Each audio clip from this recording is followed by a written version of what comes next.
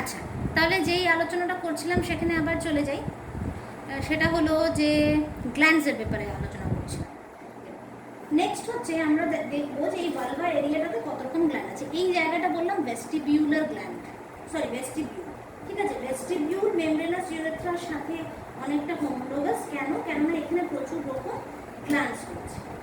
একটু ভালো করে ক্লিয়ার করি, ভেস্টিবিউল ব্যাপারটা কিন্তু অতটাও ইজি নয় যতটা তোমরা ভাবছো, কারণ ভেস্টিবিউলের মধ্যে যে গ্ল্যান্ডের ডিস্ট্রিবিউশনটা রয়েছে সেটা বুঝলে তোমরা পুরো এরিয়াটা বুঝে যাবে। দেখো, দু রকমের ভেস্টিবিউলার গ্ল্যান্ড, একটা হলো লেসার ভেস্টিবিউলার গ্ল্যান্ড, যেটাকে প্যারা ইউরেথ্রাল বলি আমরা অনেক সময়। এই পুরোটাকে তো বলেছিলাম লেবিয়া মাইনোরা, ঠিক আছে, লেবিয়া মাইনোরা এই ধারগুলো। তাহলে ভেস্টিবিউলটা কিন্তু এর সাথে লাগা স্ট্রাকচারটাকেই বলা হয়, ঠিক আছে। তাহলে ইউরেথ্রার আশেপাশে যেটুকু লেবিয়া মাইনোরার জায়গা আছে, যেটুকু ভেস্টিবিউলার পার্ট আছে, অনেকটা লেবিয়া মাইনোরা আর ভেস্টিবিউল একই সাথে মোটামুটি বলতে পারো একই মেমব্রেনের সাথে যুক্ত। একটা দিকে ভেস্টিবিউল বলে, একটা দিকে মাইনোরা বলে, ঠিক আছে। তাহলে এই জায়গাটাকে আমরা ধারটাকে পুরো ইউরেথ্রার ওপেনিংয়ের ধারটাকে ভেস্টিবিউল বলবো। তাহলে ইউরেথ্রার পাশে যে ভেস্টিবিউলার রিজনটা আছে সেটা হলো আমাদের প্যারা ইউরেথ্রাল গ্ল্যান্ডস দিয়ে তৈরি। এখানে গ্ল্যান্ড অফ স্ক্যানি বলে একটা গ্ল্যান্ড থাকে, যেটা একটা মাইনিউট গ্ল্যান্ড, কিন্তু এটা এই ইউরেথ্রাল অরিফিসের দুটো পাশে থাকে, ঠিক আছে। এটার মূলত কাজ হচ্ছে, যেমন প্রস্টেট গ্ল্যান্ড আমাদের বডিতে মানে মেলদের ক্ষেত্রে মিউকাস সিক্রিট করতো, এরও কাজ কিন্তু একই, ঠিক আছে। এও কিন্তু মিউকাস সিক্রিট করে।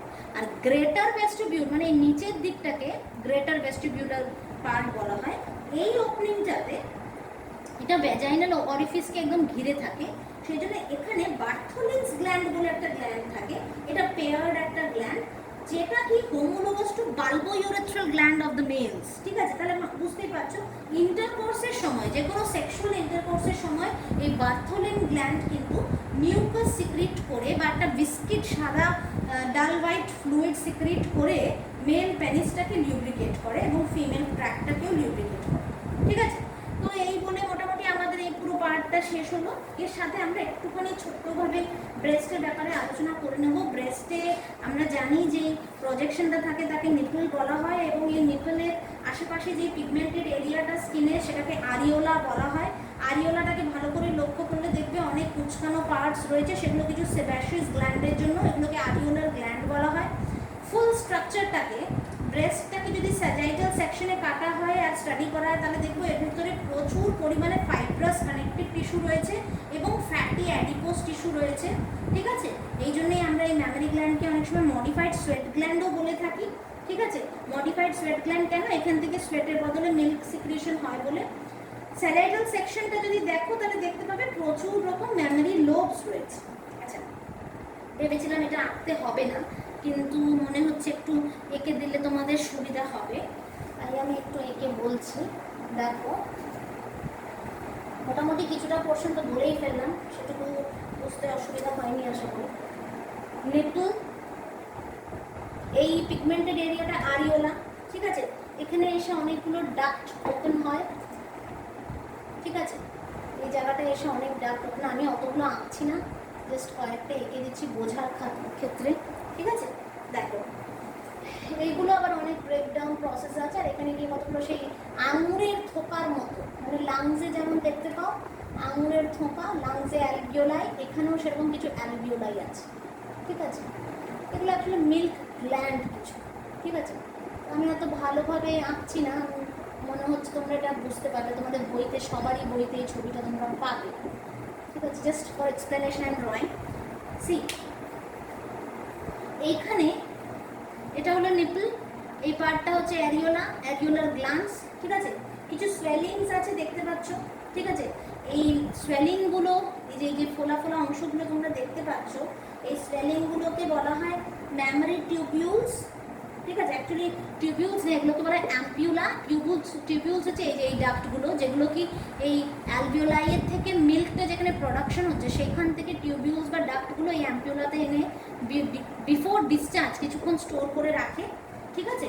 এই ম্যামারি গ্ল্যান্ডের মধ্যে যে ডাক্টগুলো থাকে তাকে অনেক সময় ল্যাকটিসিফেরাস ডাক্টসও বলা হয়। এবার একটা কথা বলি, এরকম লোভ যেগুলো হচ্ছে প্রত্যেকটা একটা করে লোভের মধ্যে প্রচুর ছোট ছোট ছোট ছোট অ্যালভিওলাই লাইক স্ট্রাকচার রয়েছে। অ্যালভিওলাই লাইক নয়, অ্যালভিওলাই বলা হয় এগুলোকেও। গ্রেপ লাইক ক্লাস্টার্স রয়েছে, সেগুলোর মধ্যে মিল্ক সিক্রিশন হয়। ঠিক আছে? আচ্ছা, এবার একটা কথা যেটা বলার সেটা হচ্ছে যে এই ম্যামারি গ্ল্যান্ডটা তৈরি হয় মিল্ক প্রোডাকশনের জন্য because of the stimulation of prolactin hormone. আর মিল্ক লেট ডাউন রেসপন্স যেটা বাচ্চার ডেলিভারির পরপরই শুরু হয়ে যায়, এটা আবার করায় অক্সিটোসিন হরমোন। ঠিক আছে? প্রোল্যাক্টিন যেমন অ্যান্টেরিয়র লোব অফ পিটুইটারির একটা হরমোন, অক্সিটোসিন হচ্ছে পস্টেরিয়র লোবের একটা হরমোন। ঠিক আছে? হিউম্যান মিল্কের মধ্যে প্রচুর পরিমাণে ওয়াটার আর অর্গ্যানিক এবং ইনঅর্গ্যানিক সাবস্ট্যান্সেস থাকে। সেজন্য বলে যে এই বাচ্চা জন্মায় সে শুধু ব্রেস্ট মিল্কই খায়, তাকে আলাদা করে জল খাওয়াতে হয় না, কারণ প্রচুর পরিমাণে জল মায়ের দুধের থেকে সে পেয়ে যায়। এবং প্রচুর হাই কন্টেন্টের fats, casein, lactose, mineral salts যেমন কি সোডিয়াম, পটাশিয়াম, ক্যালসিয়াম, ফসফরাস এবং প্রচুর ভাইটামিনস এর মধ্যে থাকে। ভাইটামিন সি খুব কম পরিমাণে থাকে, কিন্তু বাদবাকি আর আয়রনে খুব মানে আয়রন থাকে না এই মাদার্স মিল্কে। তাছাড়া সবই মোটামুটি থাকে। একজন নার্সিং উইমেন প্রায় 1 থেকে 2 লিটার মিল্ক সিক্রিট করতে পারে পার ডে। এবার যেটা বলার বিষয় সেটা একটু বলি, মিল্কের মধ্যে ইনহিবিটরি একটা পেপটাইড থাকে। এই ইনহিবিটরি পেপটাইডটা যদি প্রপার, ধরো যেই সব যারা ওয়ার্কিং উইমেন্স তারা হয়তো প্রপার সাকলিং করাতে পারলো না তাদের বেবিদেরকে, তো সেই ক্ষেত্রে দেখা যাচ্ছে যে পুরো মিল্কটা এমটি হচ্ছে না, এইসব ডাক্টসের মধ্যে স্টোর হয়ে থেকে যাচ্ছে। সেই জন্য এই ডাক্টসগুলোতে প্রচণ্ড পেইন তৈরি হয়, এবং এগুলো যদি স্টোর হয়ে থেকে যায় তাহলে ওই ইনহিবিটরি পেপটাইড যেটা মিল্কের মধ্যে রয়েছে মায়ের দুধের, সেটা ইনহিবিটরি সেহেতু সে মিল্ক প্রোডাকশনটাকে ইনহিবিট করে দেবে।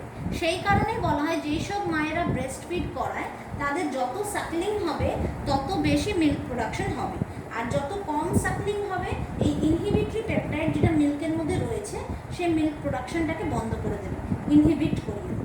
ঠিক আছে? মোটামুটি এইসব স্ট্রাকচারসগুলোর বিষয়ে আমি তোমাদের সাথে আলোচনা করেছি। ফিমেল রিপ্রোডাক্টিভ পার্টসের প্রচুর কাজের বিষয়ে বললাম। ঠিক আছে? প্রত্যেকটা অর্গানস প্রত্যেকটা পার্টসেরই কিছু না কিছু ফাংশনস রয়েছে। তাই আজকে আমরা মোটামুটি ঢুকে যাব একটা প্রসেসে, সেটার নাম হচ্ছে ওজেনেসিস। ঠিক আছে? ওজেনেসিস প্রসেসটা ঠিক কি? কিছুটা তো ওভারি স্ট্রাকচার বলতে বলতে আমি বলেই ফেলেছি, বাদ বাকি পুরোটা শেষ করে দেবো। দেখ, ওজেনেসিস প্রসেসটা বুঝতে গেলে আগে আমাদের 3টে ফেজে ভাগ করে নিতে হবে প্রসেসটা। ঠিক আছে? আমি বোর্ডে কিছু স্কিম্যাটিক ডায়াগ্রামসের সাহায্যে বিষয়টাকে বোঝাতে চাইছি, তাই লক্ষ্য করো বোর্ডটা। দেখো, ওজেনেসিসে কি হয়? ওজেনেসিস প্রসেসটার মানে হচ্ছে যে it is the formation of a mature female gamete in the ovary. Mature তো হয় না, ইমম্যাচিওর ফর্মে রিলিজড হয়ে যায়, পুরো ম্যাচিওরিটি স্পার্ম ঢোকার পর হয়। কিন্তু এটাকে আমরা 3টে ফেজে ভাগ করে নিই এই প্রসেসটা। প্রথম হলো মাল্টিপ্লিকেশন ফেজ, তারপর হলো গ্রোথ ফেজ, তারপর হলো ম্যাচুরেশন ফেজ। ঠিক যেমন আমরা স্পারম্যাটোজেনেসিসকে ভাগ করে নিয়েছিলাম। ঠিক আছে? মাল্টিপ্লিকেশন যে ফেজটা, সেটার ব্যাপারে আমি একটু বলেইছিলাম। কি বলেছিলাম? যে জার্মিনাল এপিথেলিয়াম যেটা রয়েছে আমাদের, জার্মিনাল এপিথেলিয়াম, এই জার্মিনাল এপিথেলিয়ামে কিছু কিছু সেল একটু বড় বড় সাইজের হয়। তারা মাইটোসিস করে, তারা মাইটোসিস করে তৈরি করে উগোনিয়া, যেটাকে আমরা যেরকম ওখানে স্পারম্যাটোগোনিয়া মানে স্পার্ম মাদার সেল ছিল, এখানে উগোনিয়া মানে হচ্ছে এগ মাদার সেল। ঠিক আছে? মাইটোসিস যেহেতু, তাহলে বুঝতেই পারছো 2n হবে, এও তো 2n। ঠিক আছে? উগোনিয়া করার পর এই উগোনিয়াগুলোর মধ্যে আরও মাইটোটিক ডিভিশনস হয়, এবং প্রচুর মাইটোটিক ডিভিশন হওয়ার পর প্রচুর নাম্বার অফ সেলস তৈরি হয়ে যায়, এবং সেটাকেই আমরা বলি প্রাইমারি ওসাইট। মনে রাখবে, এটা কিন্তু বার্থের আগে। এই যে প্রাইমারি ওসাইটটা তৈরি হয়ে গেল, উগোনিয়া যতগুলো তৈরি হয়েছিল, মাইটোসিস মানে সমান নাম্বার অফ প্রাইমারি ওসাইট তৈরি হচ্ছে, এইটা কিন্তু ফিক্সড, এটা কিন্তু বার্থের পর আর কিছু চেঞ্জ হবে না। ঠিক আছে? এই পুরো বিষয়টাই বার্থের আগে ঘটে যায়। এবং এই প্রাইমারি উসাইট স্টেজে কিন্তু বহুত লম্বা সময় কেটে যাবে আমাদের উসাইটটা। সেই জন্য এই পুরো ফেজটাকে আমরা বলি, এই জায়গাটাকে শুধু সেলটা নাম্বারে বাড়ছে, মাল্টিপ্লিকেটিভ ফেজ। বোঝাতে পারছি? এইটাকে বলি মাল্টিপ্লিকেটিভ ফেজ অফ oogenesis। একবার যখন oocyte তৈরি হয়ে গেল, সেটাও ছিল 2n, তোমার এই oocyteটা এবার খালি গ্রো করবে, শুধু গ্রো করবে। সেই জন্য এর পরের ফেজটার নাম হচ্ছে গ্রোথ ফেজ। ঠিক আছে, কি হবে দেখো, প্রাইমারি oocyteটা ফলিকিউলার কিছু সেল দিয়ে ঘিরতে থাকবে কনস্ট্যান্টলি। উভোনিয়ামটা সাইজে বাড়বে, সেই সাইজটা বাড়ার পর তাকে আমরা oocyte বলবো। সেই oocyteটা constantly it will get surrounded by a layer of granulosa cell and it will be known as primary follicle. This follicle পিউবার্টিতে গিয়ে এগুলো ঠেকবে হলো 60 থেকে 80,000 প্রাইমারি ফলিকল তৈরি করলো। এও কিন্তু 2n, জাস্ট ফলিকুলার সেলস একে সারাউন্ড করেছে, তাই আমরা একে প্রাইমারি ফলিকল বলছি। ঠিক আছে, ফ্লুইড ফিল্ড একটা ক্যাভিটি, যেটা আমরা ওই ওভারিতে দেখেছিলাম, ফ্লুইড ফিল্ড একটা ক্যাভিটি মানে অ্যান্ট্রাল ক্যাভিটি ফর্ম হতে শুরু হবে আস্তে আস্তে প্রাইমারি ফলিকলের পর। তখন কিন্তু এই প্রাইমারি ফলিকলটা নেক্সট ফেজে ঢুকবে। আপাতত এই ফেজটাকে আমরা ধরবো গ্রোথ ফেজ। বুঝতে পারছো বাচ্চারা? যেই জায়গায় অসুবিধা হবে প্লিজ আমাকে হোয়াটসঅ্যাপে ডাউটটা জিজ্ঞেস করবে। কোনো উপায় নেই, তাই আমরা কোনো লাইভ ক্লাসে যেতে পারছি না because of network problem. So I have to record or capture my class and send it to you so that you can understand the topic.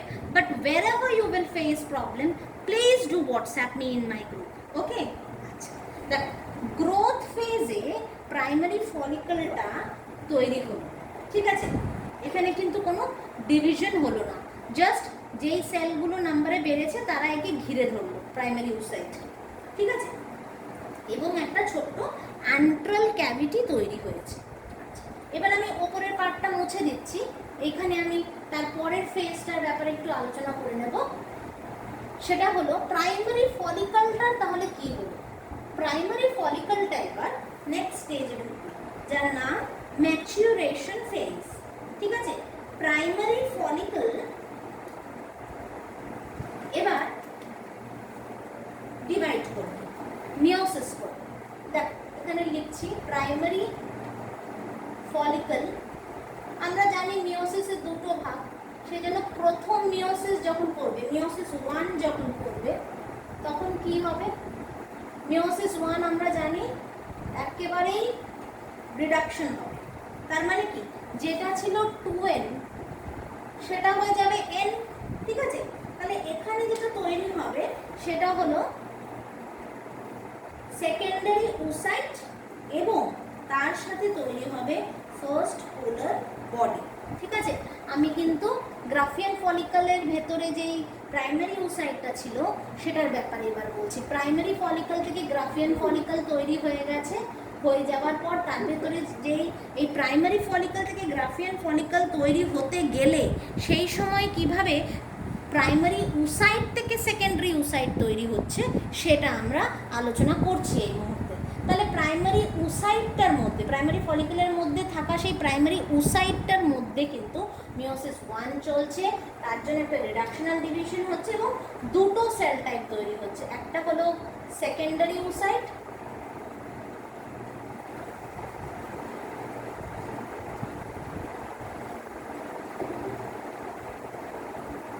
Secondary oocyteটা হলো তোমার n, আর তার সাথে এই oogenesisে আরেকটা স্ট্রাকচার তৈরি হয় যেটার নাম হলো ফার্স্ট পোলার বডি।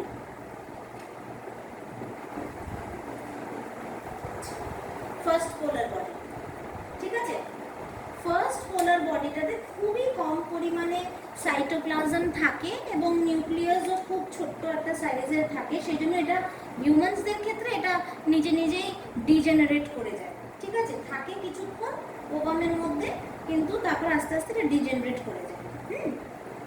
মিওসিস 1-এ এই ঘটনাটা ঘটল। মিওসিস ওয়ানে প্রাইমারি ফলিকল থেকে প্রাইমারি উসাইটে ডিভাইড করে সেকেন্ডারি উসাইটে পরিণত হলো, তাই এন নাম্বার অফ ক্রোমোজোমস তৈরি হলো।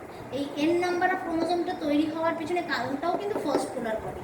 Half the chromosomes have been divided with the polar body. Okay, so this is n number. দেখো নেক্সট যেটা হলো সেটা হচ্ছে এইখান থেকে এই সেকেন্ডারি উসাইটের থেকে যেটা তৈরি হবে সেটা হলো মিওসিস 2 করে তৈরি হবে, এবং মিওসিস 2 এর ফলে যে স্ট্রাকচারটা তৈরি হবে সেটা হলো আমাদের ইমম্যাচিওর ওভাম। এই মিওসিস 2টা তো আবার আমি বললাম একটা স্টেজে গিয়ে অ্যারেস্টেড হয়ে থাকবে মেটাফেজে। মেটাফেজ অ্যারেস্টার বলে কিছু হরমোনসও পাওয়া যায়, আমরা মেটাফেজ স্টেজে আটকানোর জন্য সেগুলো অনেক সময় ইউজ করি। ঠিক আছে, এই মেটাফেজ স্টেজে আটকে থাকবে আমাদের সেকেন্ডারি উসাইডের মধ্যে থাকা ক্রোমোজোমসগুলো। ঠিক আছে, এবং তৈরি হয়ে যাবে একটা ইমম্যাচুয়ার সেকেন্ডারি উসাইড। ঠিক আছে, যেটা কি আমি এখানে একটা ছবি আঁকছি ছোট্ট। এই ধরো এটা যদি আমাদের উসাইট হয়, মিওসিস 2 করবে যখন, তখনও কিন্তু একটা সেকেন্ড পোলার বডি তৈরি হবে সাথে। ঠিক আছে, আচ্ছা দেখো আরেকটা কথা একটু ভালো করে বলি। দেখো মিওসিস 2 যখন হবে, অন্যান্য সব অর্গানিজমের ক্ষেত্রে কিন্তু এই পোলার বডিটাও কিন্তু ডিভাইড করবে। মিওসিস 2 কিন্তু মাইটোটিক টাইপ, সেজন্য এই পোলার বডিটা কিন্তু দুটো পোলার বডি তৈরি করবে, দুটো পোলার বডি তৈরি করবে। হিউম্যানসের ক্ষেত্রে এটা যেহেতু ডিজেনারেট করে যায়, তাই সেকেন্ডারি উসাইট যখন ডিভাইড করলো এর সাথেও একটা পোলার বডি তৈরি হবে, এখানেও একটা পোলার বডি তৈরি হবে। ঠিক আছে, আচ্ছা আবার ভালো করে শোনো বলছি। অন্যান্য সব অর্গানিজমের ক্ষেত্রে দেখা যায় এই ফার্স্ট পোলার বডি আর সেকেন্ডারি উসাইটে যখন মিওসিস 2 হবে, সেকেন্ডারি উসাইট আবার ডিভাইড করবে এবং একটা ওভাম তৈরি করবে, প্লাস একটা পোলার বডি তৈরি করবে। ঠিক আছে, প্লাস একটা পোলার বডি তৈরি করবে।